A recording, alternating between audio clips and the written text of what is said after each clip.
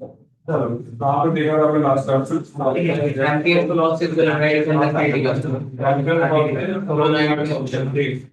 Inverter नहीं आया तो देखो नेक्स्ट जो है आएगा टोल आएगा ना तो है तो सोलेनॉइड को जब अपन एंड टू एंड कनेक्ट कर देते हैं सर्कल में तो वो प्रोवाइड बन जाएगा ऐसे मैंने लिख देता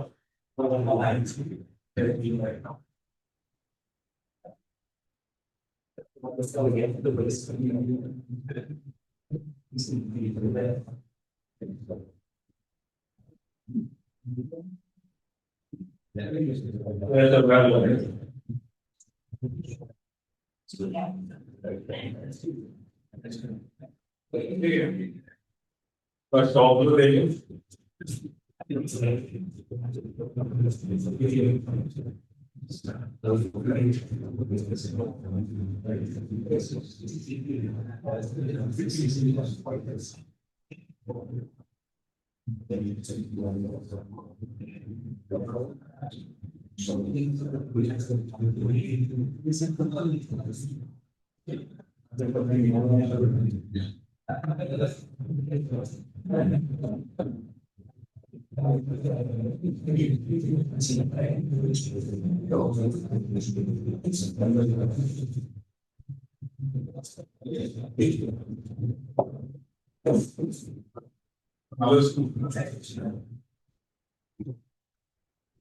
कट करने के बाद ऐसा दिख गया ना एक एंड से करंट अंदर जा रहा होगा एक से बाहर आ रहा है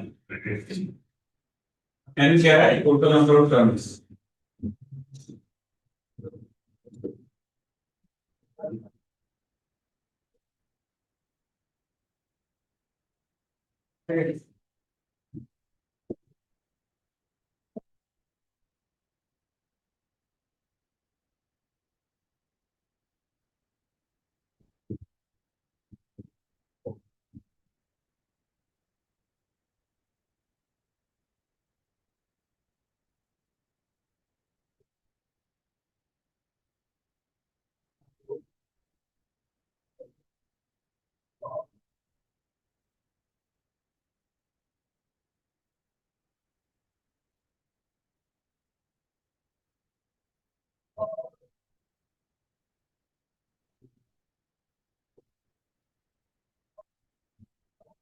ठीक है अब आपको जनरल पॉइंट पे निकालना है इनके बीच में तो आप स्मॉल आर पे जाओगे और एक एम्पियर लूप मानोगे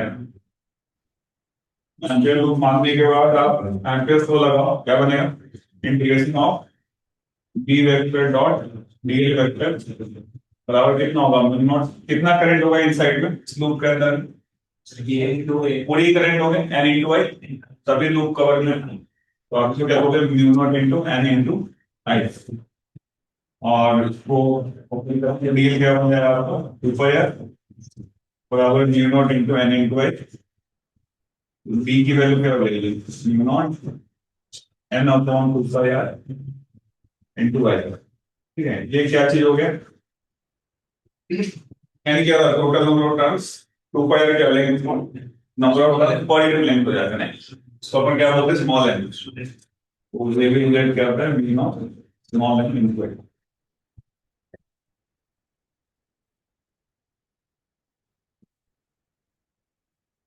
ठीक है ये डेरिवेटिव्स याद रखने हो सकता है सीबीएसई बोर्ड वगैरह में आ जाए बाकी रिजल्ट याद रखो कि 90 में यूनिफॉर्म होती है आइडियल सोलेनॉइड में और टोरॉइड में आर की अकॉर्डिंग चेंज हो रही है ना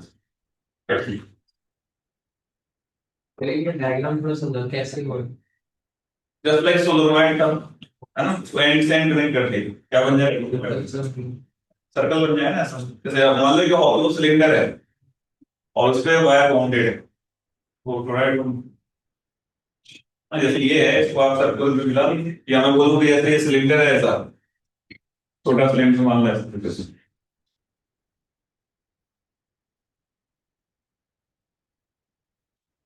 बीच में खाली है अब ये पूरा ऐसे तरह से होगा थिकनेस इसमें आपने क्या कर दिया वायर लपेट दिया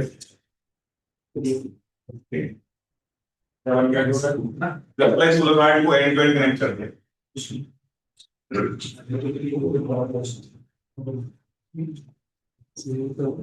ठीक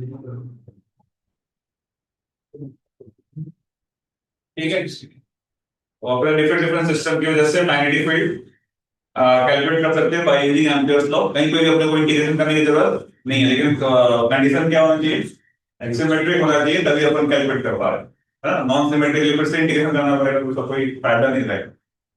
एक और सिस्टम के लिए आप निकाल सकते हो बाय यूजिंग एम्पियर्स लॉ। जैसे मान लो सिस्टम ऐसा है कुछ कि कॉपी देना है,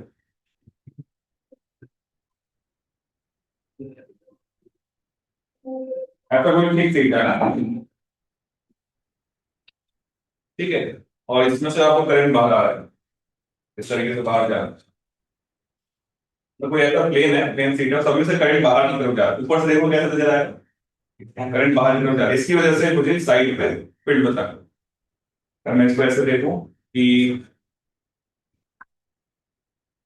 ऐसा कोई सीट है, सब में करंट बाहर की तरफ जा रहा है, इसकी वजह से मुझे यहाँ फील्ड बता कितनी होगी। और यहाँ पे आप क्या कह रहे हैं, lambda, lambda is the current per unit length, current per unit. ये भी आप सॉल्व कर सकते हो, इंटीग्रेशन से भी कर सकते हैं, एम्पियर्स लॉ से भी कर सकते हैं। तो first try with Ampere's law, और ये इनफाइनाइट सीट है, मतलब इंफिनिटी, और सब में से करंट बाहर की तरफ जा रहा है। लैम्डा गिवन है, लैम्डा के टर्म में गिवन है, लैम्डा क्या है, करंट पर यूनिट टाइम। तो find out magnetic field due to this seat.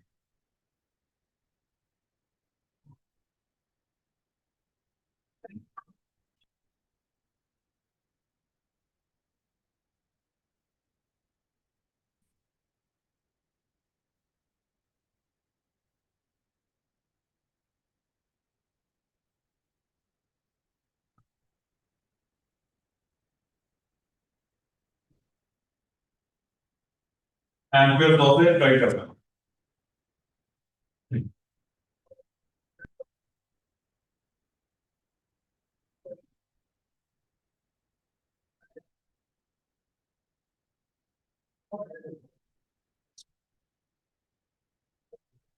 तो ऐसे सिस्टम के लिए हम कैसा लूप मानते हैं, स्क्वायर। तो ट्राई टू फाइंड आउट।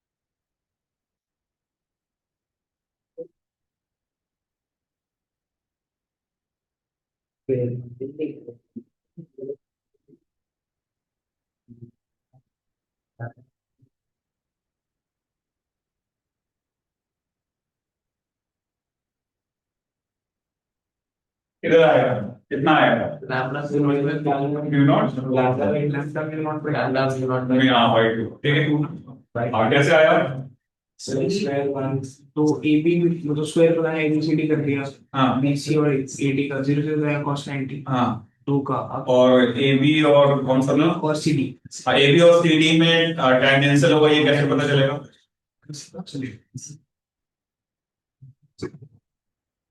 भाई निकाल के निकले करंट मार दिया। तुमने एज्यूम कर लिया टेंजेंशियल है, मतलब कैसे पता चल रहा है, टेंजेंशियल ही होगा।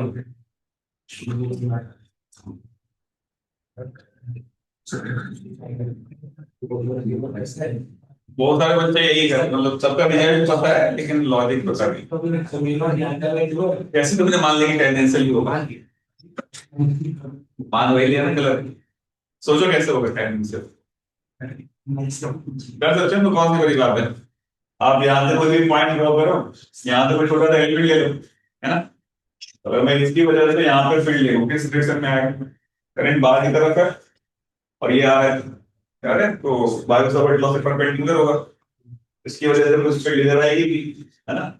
सिमेट्रिकली अगर मैं यहाँ पे लूँ और यहाँ से लाइन ड्रॉ कर दूँ, इसकी वजह से किधर होगा फिर राइट की तरफ। इधर, मतलब इस पे परपेंडिकुलर होगा। हाँ यस और नो? कौन से कॉम्पोनेंट कैंसिल हो जाएंगे सिमेट्री से? y वाले। बाई वाले कौन सा बचेगा? देखो ये कैसा आएगा यहाँ पे, प्रूव कर सकते हैं ना, कर सकते हैं ना। तो अगर आप समझ में आए क्या मैंने बोला, सेम हमने याद करो तो एक सेम ही सर्कल की वजह से निकाला था, जीरोडो का 2 to 5 क्वेश्चन। उसमें जो आपने यहाँ पे सॉल्व किया था तो फिर कॉस वाला बचता था, साइन वाला कैंसिल हो जाता, याद है क्या? सेम काम है, यानी हमने यहाँ से पता पता कर गया कि हमें टेंजेंशियल हो गई फिर इधर इधर। जब आप यहाँ पे लूप तो लगाओ तो आसान है, कोई भी स्क्वायर लूप मान लो, तो बोल दो A B B D, loop का डायरेक्शन हम खुद से मान लेते हैं, और बी डॉट डी कैसे लिखें? ए से बी, बी डॉट डी फिर बी से सी, बी डॉट डी फिर सी से डी, बी डॉट डी तो कौन सा बचा? बी पे ए, बी डॉट डी बराबर कितना होगा? बी नॉट लैम्डा इक्वल हो जाएगा, लैम्डा का करंट पर यूनिट लेंथ, कितना करंट होगा इसके अंदर? इसकी वजह से जीरो हो रहा है एडी, और की वजह से जीरो, तो 90 बना रहा है, और बीसी की वजह से जीरो, और दोनों टेंजेंशियल है तो दोनों ऐड हो जाएंगे, क्या बनेगा? 2 bl बराबर mu not lambda L. L से एल कैंसिल हो गया तो बी की वैल्यू कितनी हो गई? Mu naught lambda by 2। तो ऐसा ही कुछ रिजल्ट आया था जब हमने इनफाइनाइट स्पीड की वजह से पढ़ा सिग्मा बाई 2 एप्सिलॉन, याद है? तो सिग्मा था, यहाँ पे म्यू नॉट लैम्डा की टर्म याद, mu naught lambda by 2। Field uniform होंगी, कैसे बोलूं, यूनिफॉर्म होंगी, और डायरेक्शन कैसा होगा? टेंजेंशियल होगी, ठीक है।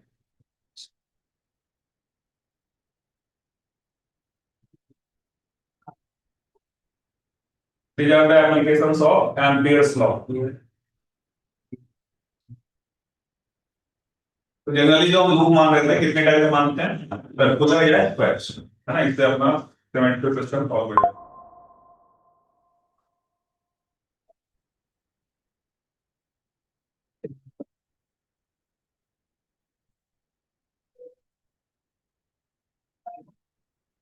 ठीक है, नेक्स्ट आता है आपका मैग्नेटिक फील्ड लाइन, है ना, जैसे इलेक्ट्रिक फील्ड लाइन पढ़ा था, सारे प्रॉपर्टी यहाँ पे भी वैलिड होगी, लिख लो जरा। Magnetic field lines, magnetic field को रिप्रेजेंट कैसे करते हैं? Magnetic field line, magnetic field line.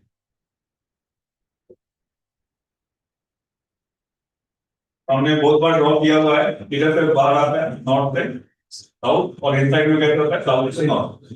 बिल्कुल पहला वाला पॉइंट कि magnetic field lines, property of magnetic field lines कि magnetic field lines originate from north pole of the magnet and terminate on south pole of the magnet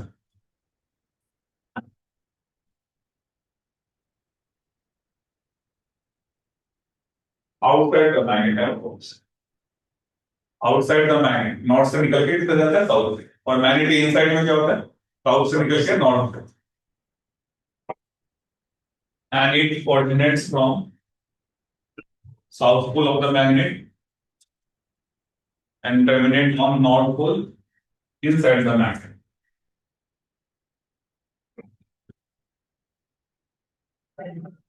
ठीक है,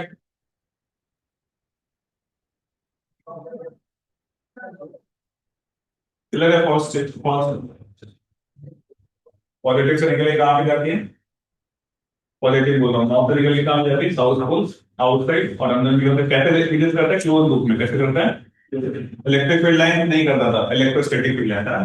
next लिखो इसके अंदर कि magnetic field line exist in close loop, magnetic field line exist in close loop,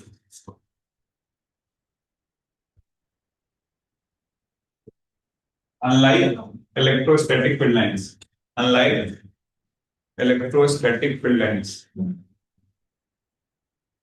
Unlike electrostatic field lines.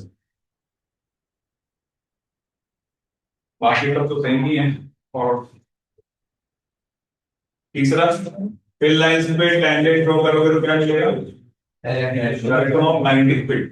वहां पे force का भी मिल जाता था क्योंकि जो फोर्स होता था Q into E वेक्टर होता था, तो फोर्स इलेक्ट्रिक फील्ड के अलाउ नहीं होता ना. यहाँ पे इसका लेना देना नहीं. तो आप लिख लो थर्ड में कि tangent drawn on the magnetic field lines, tangent drawn on the magnetic field line gives us direction of only magnetic field. Tangent drawn on the magnetic field lines gives us direction of only magnetic field, not magnetic force. Not magnetic force.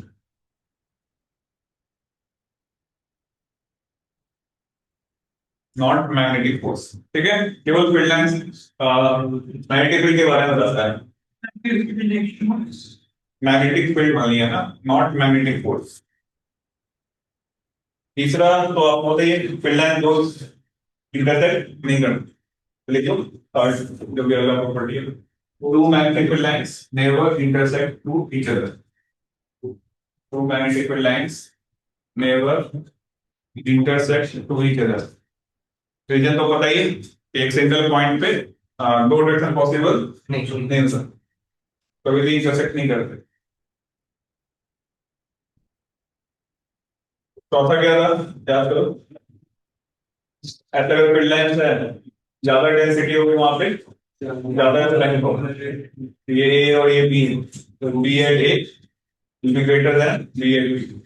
लिखो इसको कि more denser the field lines, more will be magnetic field intensity.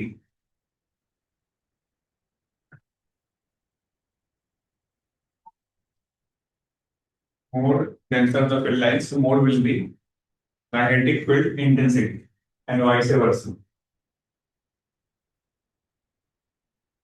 ठीक है, फिर ये figure draw कर लो. लिख लो B A will be greater than B at B.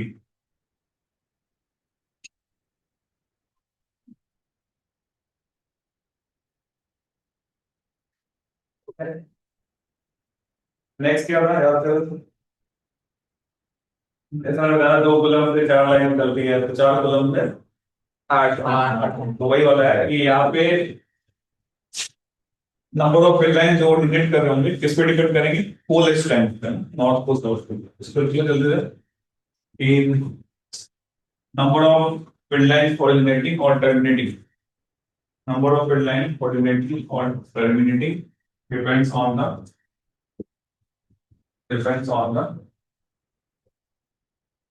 pole strength of the magnet. Depends on the pole strength of the magnet. Depends on the pole strength of the magnet.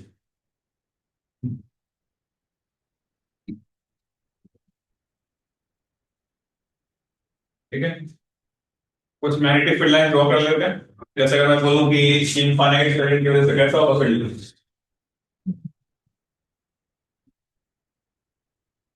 कैसा दिखेगा, circular concentric circle बनेगा.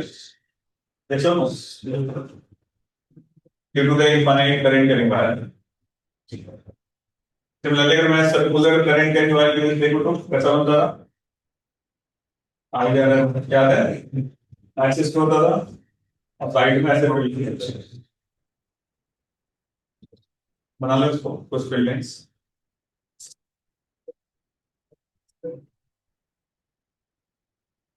Similarly infinite मतलब ideal solenoid की वजह से कैसा fit होता था, हाँ आइडियल की वजह से बिल्कुल ऐसे पंप. और रियल की वजह से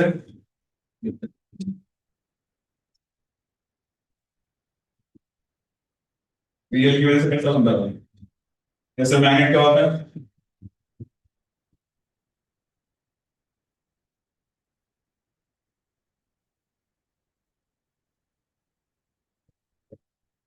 माउस पे निकल के साउथ की तरफ ना, फिर ड्रॉ कर लो बहुत सारे फिल्म.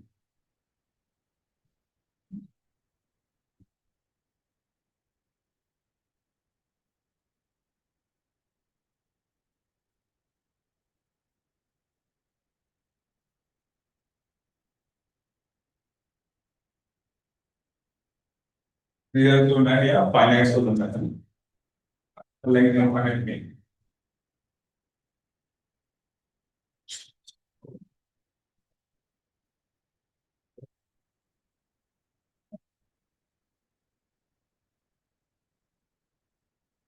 ठीक है, तो फर्स्ट पार्ट में आपने क्या पढ़ा, इसमें भी डिफरेंट डिफरेंट सिस्टम में से क्या निकाल रहे थे, मैग्नेटिक फील्ड है ना।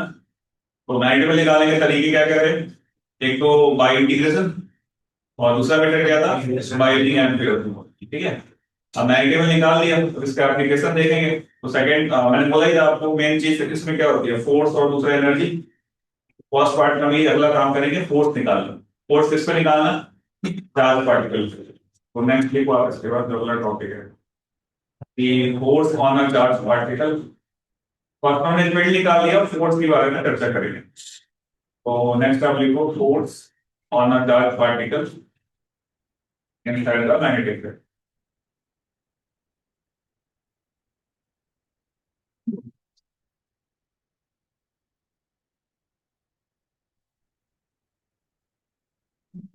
ठीक है, force on a charge particle inside the magnetic field.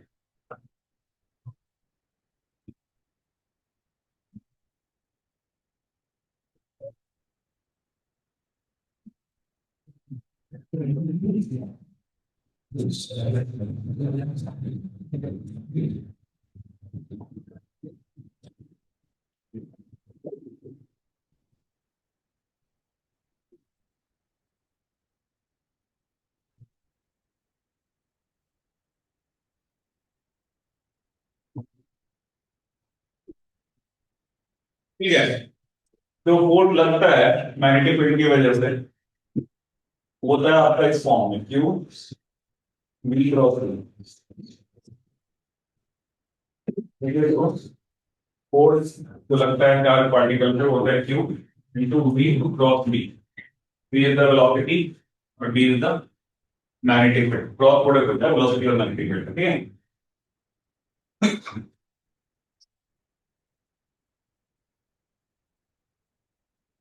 यानी मैग्नेटिक फोर्स तभी लगेगा जब चार्ज पार्टिकल में क्या हो, वेलोसिटी, तो उसके बिना कोई फोर्स नहीं लगेगा। ठीक है, तो अब इसमें अपन केसेस देखेंगे। तो पहले केस वन देखते हैं। ध्यान में रखना, ये वाला जो सेक्शन है इससे क्वेश्चंस बहुत सारे आते हैं एप्लीकेशन पे, है ना। तो केस वन में अगर मैं देखूं, अगर ऐसा बोलूं कि जो वेलोसिटी वेक्टर है वो parallel to a magnetic field, मतलब अगर मान लो इस तरीके से मैग्नेटिक फील्ड गिवन है, ठीक है, और अगर मैं चार्ज पार्टिकल को इसके पैरेलल थ्रो करता हूं या रिलीज करता हूं, तो क्या होगा, कैसा पाथ होगा,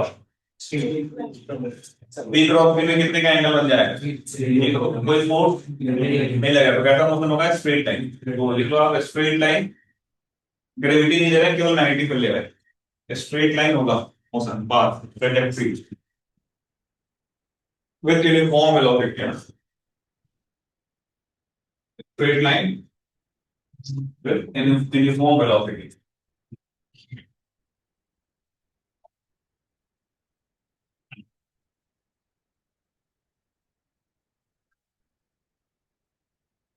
ठीक है, B cross A cross B निकालना सबको आता है ना, डायरेक्शन कैसे निकालना है ना। अच्छा एक चीज देखो, मैंने बताया था कि ए क्रॉस बी करने पे जब सी वेक्टर आता है, तो सी वेक्टर ए और बी दोनों पे क्या होता है, परपेंडिकुलर है। तो आपने जो मैग्नेटिक फोर्स होगा वो क्या वेलोसिटी पे भी परपेंडिकुलर होगा, तो आपने क्या बी पे परपेंडिकुलर होगा। वर्क डन का फॉर्मूला क्या होता है, एफ अपॉन डीएस, और डीएस को लिखते हैं वी डी। यस और नो। अगर मैं बोलूं कि फोर्स जो है वी के परपेंडिकुलर है, इसका मतलब हमेशा वर्क डन क्या होगा, मैग्नेटिक फील्ड की वजह से जीरो। तो लिखो इस चीज पे एक इंपॉर्टेंट पॉइंट की नोट पॉइंट आ कि work done by magnetic force is always zero। Work done by magnetic force is always zero। तो मैग्नेटिक फोर्स की वजह से कभी भी वेलोसिटी में कोई चेंज नहीं आ रहा है। Work done by magnetic force is always zero. हमेशा क्या होता है, जीरो, मैग्नेटिक फोर्स की वजह से। तो V पैरेलल टू B है, तो straight line trajectory. Case two में आता है, मान लो B वेक्टर जो है परपेंडिकुलर टू बी वेक्टर। जैसा अगर मैं बोलूँ अगर ये मैग्नेटिक फील्ड है इनसाइड का प्लेन,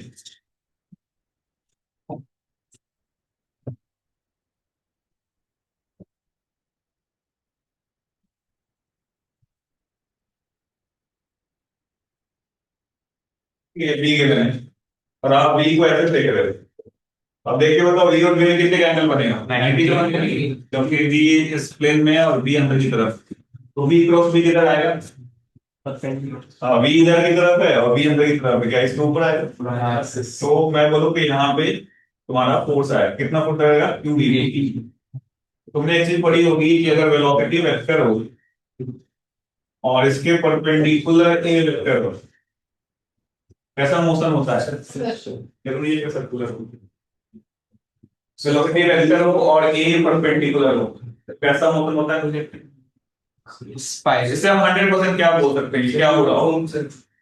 सर्कुलर में जरूरी नहीं, कर्व में भी हो सकता है, मतलब स्पाइरल स्पाइरल में नहीं। तो बताता हूं, ध्यान देना, v अगर परपेंडिकुलर टू a है ना, सुनना मेरी बात, तो कर्व पाथ होगा लेकिन उसकी स्पीड में कोई चेंज नहीं आएगा, केवल डायरेक्शन चेंज होगा। क्या होगा? डायरेक्शन चेंज होगी। लेकिन अगर ऐसा कोई कंडीशन हो कि v square upon a perpendicular, अगर इसकी वैल्यू हमेशा r कांस्टेंट हो, दो सर्कुलर मोशन हो, तो बोलते हैं सेंट्रीपिटल कंडीशन। क्या बोलते हैं?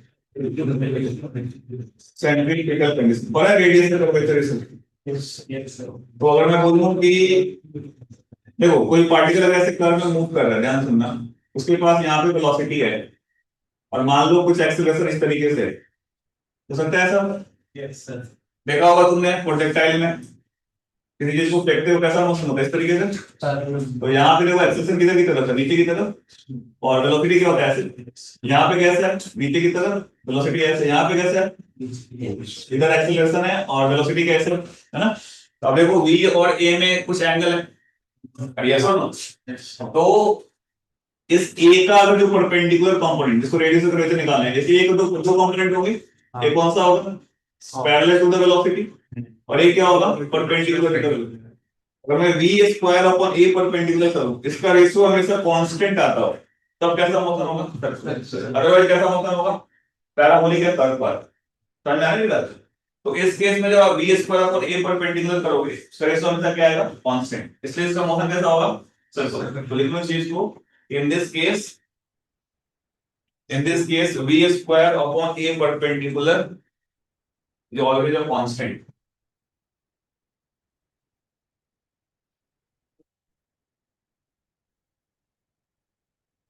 In this case, v square upon a perpendicular will always be constant. So the trajectory will be क्या होगा? Circular. So the trajectory will be circular.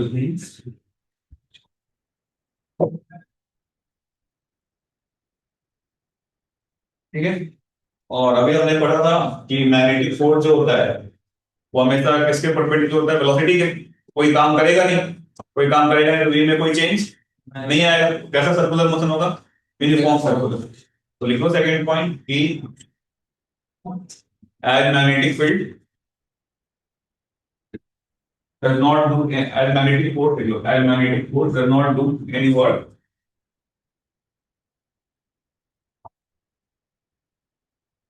as magnetic force does not do any work, that's why motion will be uniform circular motion. That's why motion will be uniform circular motion. ठीक है। Motion कैसा होगा? Uniform circular motion होगा। Clear है क्या? अब circle का centre कैसे लोकेट करेंगे वो अपन देखते हैं। पहले कुछ रिजल्ट निकालना है, फिर देखो तो रिजल्ट कैसे निकालोगे कि अगर ये सर्कुलर मोशन कर रहा है तो क्यू वी भी किसके बराबर हो जाएगा? बताओ, एम वी स्क्वायर गया। अगर आप यहाँ से वी से वी कैंसिल हुआ तो रेडियस कितना हो जाएगा? M v by q. लिख लो सर्कुलर मोशन का जो रेडियस होगा ये इतना होगा, एम वी बाई क्यू। और जैसा हमने देखा पीरियोडिक मोशन भी है। कैसा मोशन है? पीरियोडिक। पीरियोडिक है तो टाइम पीरियड निकाल सकते हैं। टाइम पीरियड कितना होगा बताओ? 2 पाई आर बाई क्या भी। और अगर हम यहाँ पे आर की वैल्यू पुट कर दें m v by q v, और यहाँ पे भी है, तो ये कैंसिल होगा, कितना मिलेगा आपको? 2 पाई एम बाई। देखो ये आपका टाइम पीरियड आएगा, ये टाइम पीरियड तो ओमेगा भी निकाल सकते हैं। ओमेगा कितना होता है? तो ये कितना आ जाएगा? 2 पाई, टाइम पीरियड कितना है? 2 पाई एम बाई 2 बी। तो 2 पाई से कैंसिल होकर क्या मिलेगा? 2 बी में। ये लिख लो, ये 3 रिजल्ट में, तो आपको ध्यान रखना। It will be in form circular motion with time period 2 pi m by 2b. Angular frequency qb by m. Radius will be mb by qb.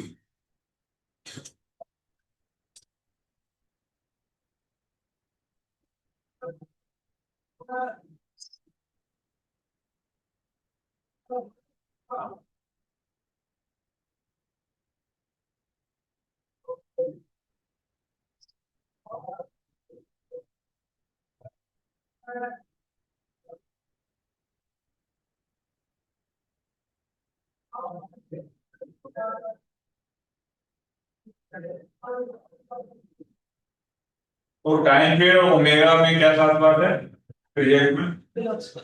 Velocity independent है और कांस्टेंट वैल्यू है। किस पर डिपेंड कर रहा है?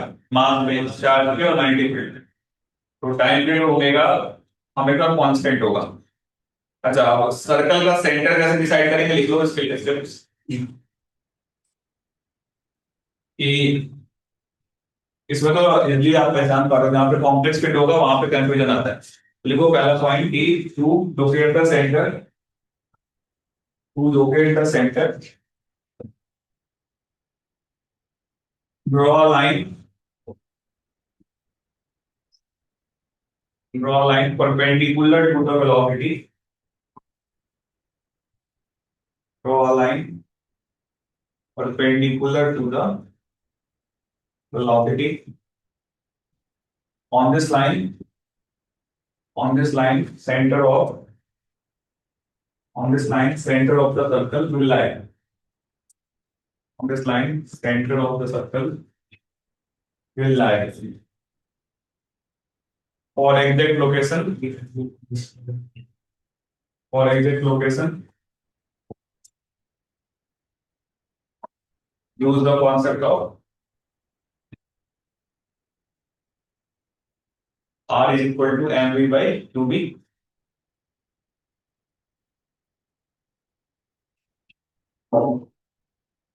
and the direction of the force q v cross b, and the direction of the force q v cross b.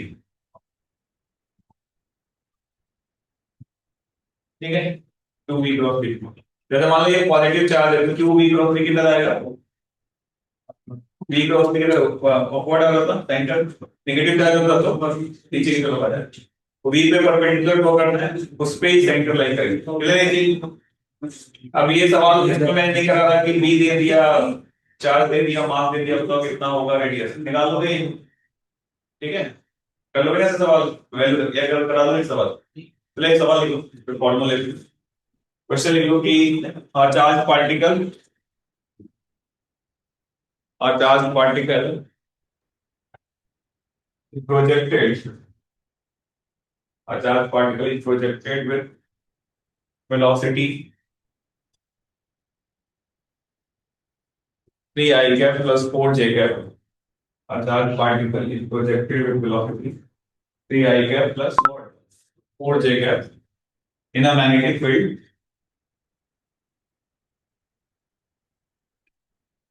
10 K cap, in a magnetic field 10 K cap at the origin, at the origin. Then find out, then find out radius of curvature of its trajectory, then find out radius of curvature of its trajectory, radius of curvature of its trajectory. दूसरा time period of its periodic motion and angular frequency. ठीक है, चार लिख लो, coulomb चार दिया था, चार coulomb मास voltage, चार कुलम मास वोल्टेज।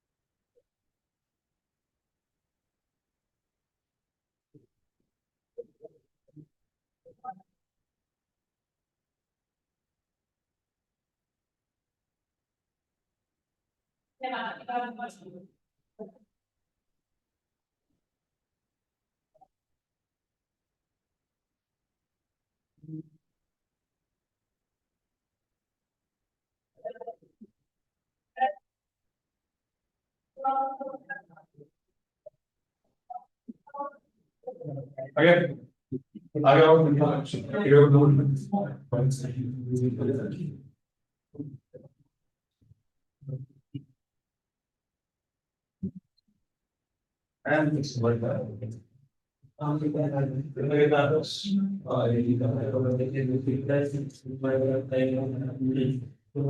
आगे लगता 2 पाई बाई 5 और क्या है? ठीक है। तो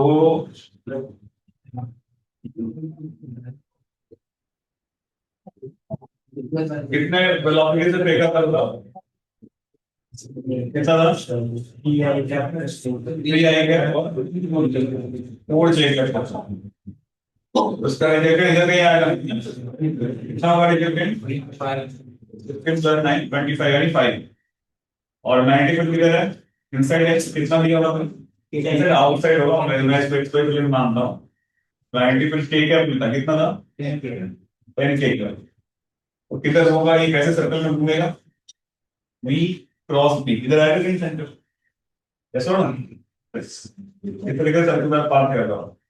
अगर आपको रेडियस चाहिए तो रेडियस की वैल्यू कितनी हो जाएगी? M B by u B. M कितना दिया था? 4। चार्ज कितना था? 2। बी 5 रखना है और बी कितना था? 10। तो ये सॉल्व कर लो। कितना होना है? 1 आ रहा था। टाइम पीरियड का कोई मतलब नहीं है। टाइम पीरियड किस पे डिपेंड करता था? एम और क्यू पे। तो 2 पाई एम की वैल्यू कितनी थी? 4। क्यू कितना था? 2। 90 में 10 हो गया। तो 2 पाई बाई 5 आ गया। ओमेगा कितना हो जाएगा? ओमेगा क्या था? 2 pi by 10 degree. 2 pi by 5 5 आ रहा था। 5 रेडियन पर सेकंड कर लो क्या? तो जब v और b परपेंडिकुलर होंगे तो कैसा ट्रैजेक्टरी होता है? सर्कुलर। ठीक है। इस पे कुछ और क्वेश्चन देखते हैं कि अगर मान लो कि केवल कुछ रीजन में फिल करो इस तरीके से।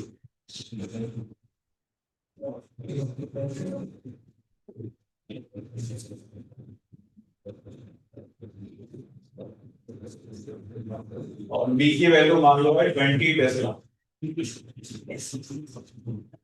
और इस तरीके से फेंक रहे हैं चार्ज पार्टिकल को 20 मीटर पर सेकंड से।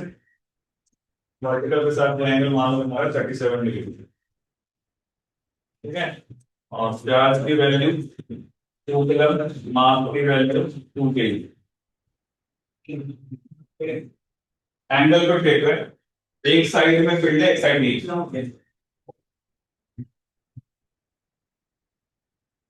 इसमें क्या था? पूरे स्पेस में फील्ड है ना। इसमें किधर है? केवल राइट साइड में फील्ड है, लेफ्ट में कोई फील्ड नहीं। उसमें चार्ज पार्टिकल एंट्री कर रहा है 20 मीटर पर सेकंड है 37 डिग्री एंगल पे। तो the question is find out time spent by the charged particle inside the magnetic field. First part. Second part is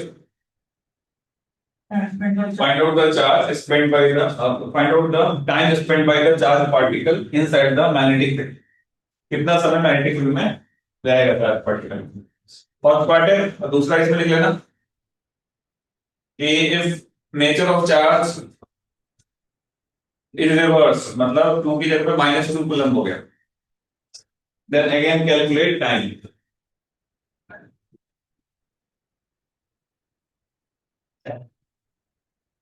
nature of charge is reverse then again calculate time spent by the charge particle.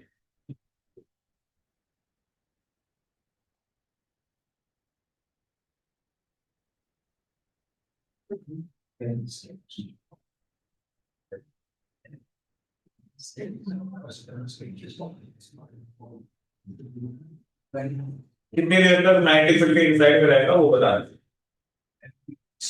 चारों तरफ अगर magnetic field होता कितनी देर रहता? आराम से घूमता रहता अनंत काल के लिए सर्कल. लेकिन अभी सर्कल में थोड़े समय के लिए रहता है तो वो समय बता.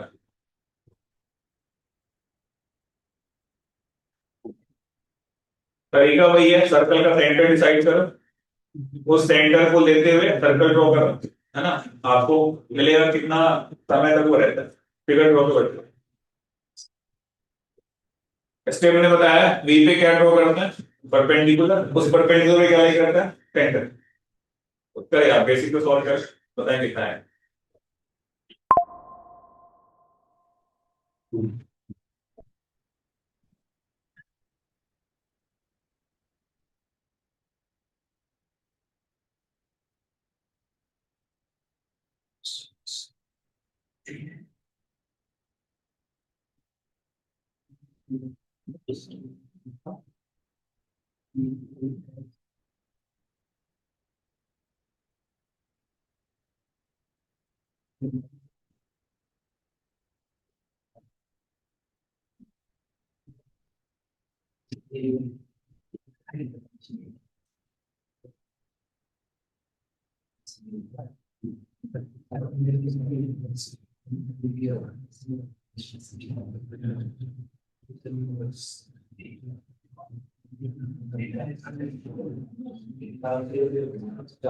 चार्ज है 2 कूलम, मास कितना है 2 kg.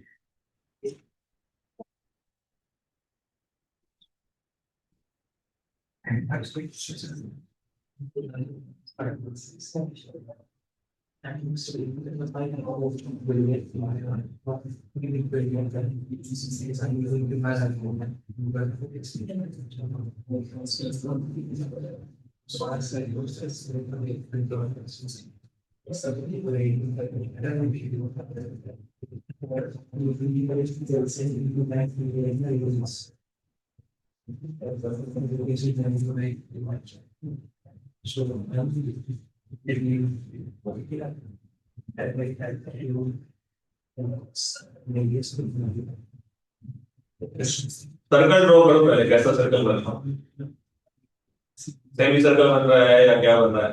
सेम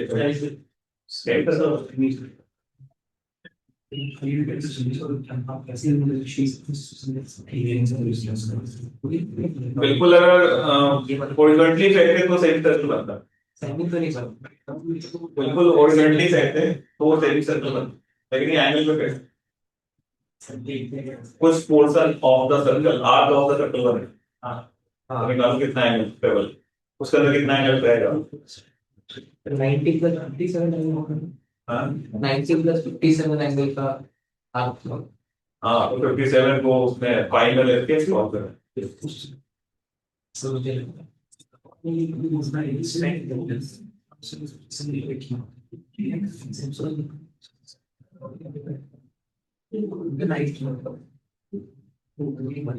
हाँ ये बिल्कुल देख रही है.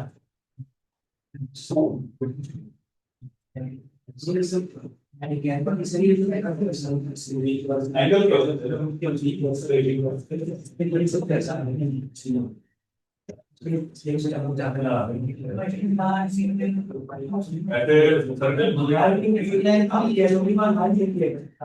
नहीं, इस साइड में पूरा ही फील्ड है तो जाके टर्न लेके बाहर आए. कितने समय तक वो मैग्नेटिक फील्ड में रहा ये बताओ. अगर माइनस चार्ज हुआ तो उल्टा जाएगा. जो मैंने लिखवाया आपको बी पे सिर्फ परपेंडिकुलर ड्रॉ करो, बिल्कुल सही. सेंटर मिलेगा सर्कल ड्रॉ करना आसान है. और फिर देखो कितना एंगल ट्रेवल कर रहा है.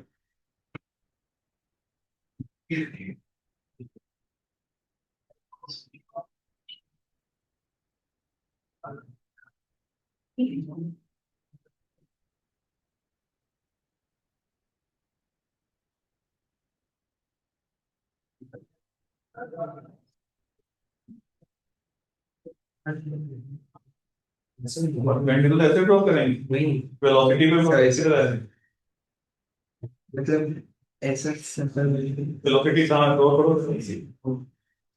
ये चार्ज पार्टिकल ऐसे इस पे परपेंडिकुलर कैसा होगा, हाँ उस पे सेंटर लोकेटेड, फिर वहां से आप उसको सर्कल बना सकते हो, ऐसा बने, हाँ एंगल कितना है, 50 106 नहीं, वहां है तो सेमी सर्कल बना दिया जाए इसको,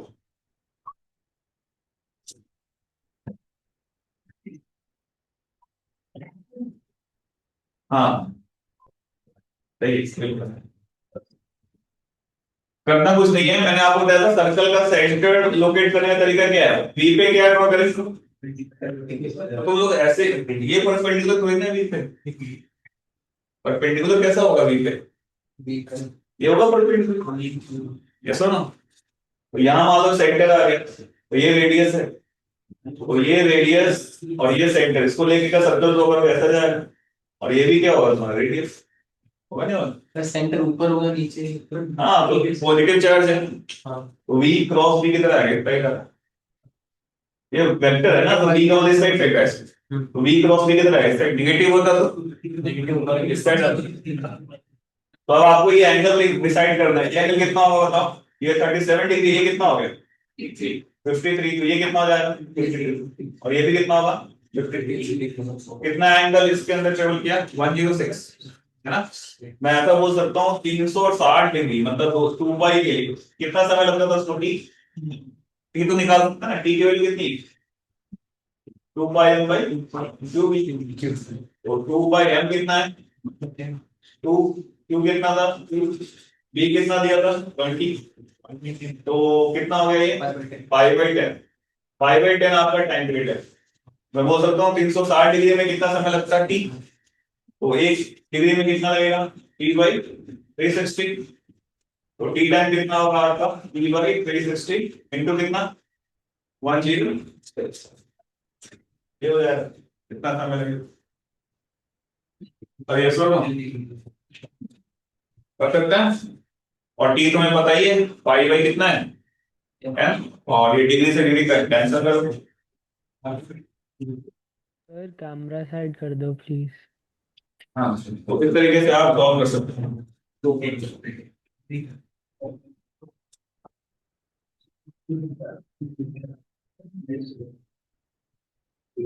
ठीक है कर सकते हैं ना, नेगेटिव के लिए बताओ कितना आएगा, सर्कल भी ड्रॉ कर, हाँ बिल्कुल उल्टा घूम जाएगा, अब एंगल कितना ट्रेवल करेगा 90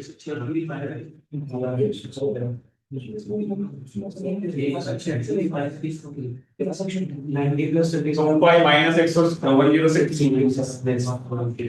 पहले सर्कल में ये वाला एंगल घूम रहा था, और ये वाला कौन सा एंगल घूम रहा है, ये वाला ना, बस कैलकुलेट करिए, ये सर्कल ड्रॉ करो, उसके बाद आप देखो कितना एंगल ट्रेवल करेगा,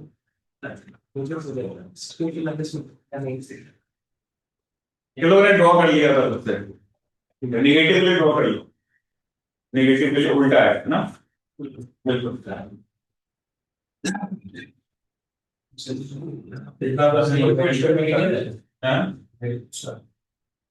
हाँ मतलब फॉर्म में निकाल टेक्निकल वैल्यू कैलकुलेट करना पड़ेगा, टी तो होता है ना, टी की वैल्यू कितनी रही 5/10, सो मल्टीप्लाई कर दो 106 और फ्रॉम 360,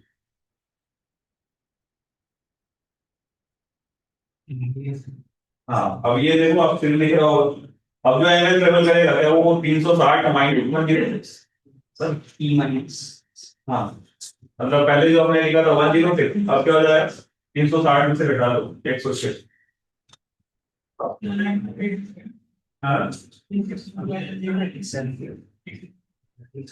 जब रेडियन रखो दोनों को रेडियन रखो, डिग्री में रखोगे दोनों को डिग्री में रखो, रेशियो है ना तो कट जाएगा, नहीं समझे, दोनों को रेडियन में रखो या दोनों को डिग्री में रखो सेम ही आंसर आएगा, नेगेटिव में क्या होगा किधर होगा परपेंडिकुलर बताओ, इस साइड होगा सेंटर, आया ना। अब आप ये रेडियस है और ये सेंटर इसको लेके सर्कल ड्रॉ कर लो, अब इस तरीके से बाहर है तो ये पूरा। अब ये कितना एंगल ट्रेवल कर रहा है, ये वाला। ये एंगल कितना होगा, 360 में से घटा दो, ठीक है। कर सकते हैं, ऐसे क्वेश्चन आएंगे कितना टाइम स्पेंड कर रहे हैं। देख लीजिए,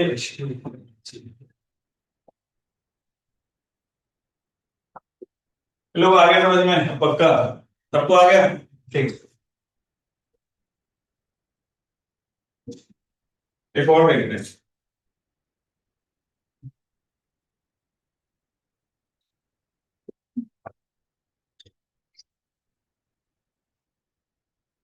मान लो और लिमिटेड रीजन में 93 लग जाता है।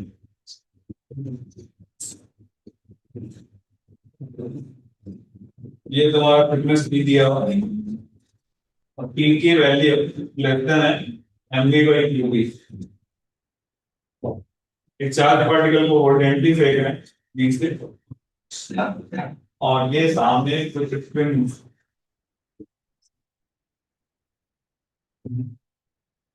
ये डिस्टेंस मान लो डी दिया हो, तो ये यहाँ पे टकरा रहा है, तो आपको ये वाई वैल्यू बताना है। ग्रेविटी इज नॉट प्रेडिक्ट,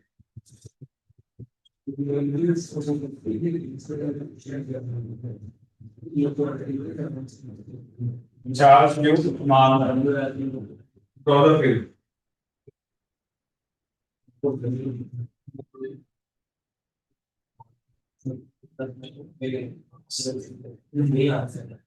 कब कॉन्फर्ट हुई। हाँ बता दो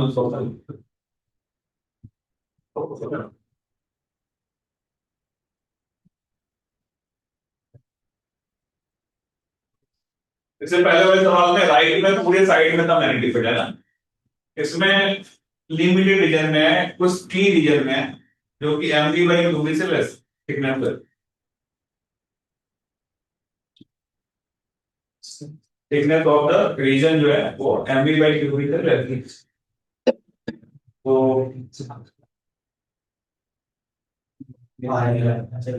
हाँ, तो क्वेश्चन वही है कि find out,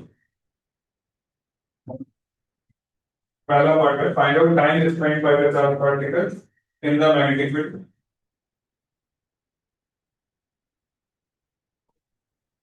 time spent by the charge particle in the magnetic field, first part. ठीक है, और सेकंड पार्ट है कि find out the distance y where particle will hit the screen. Find out the distance y where particle will hit the screen. Screen को जहां पे hit करेगा। Try to solve.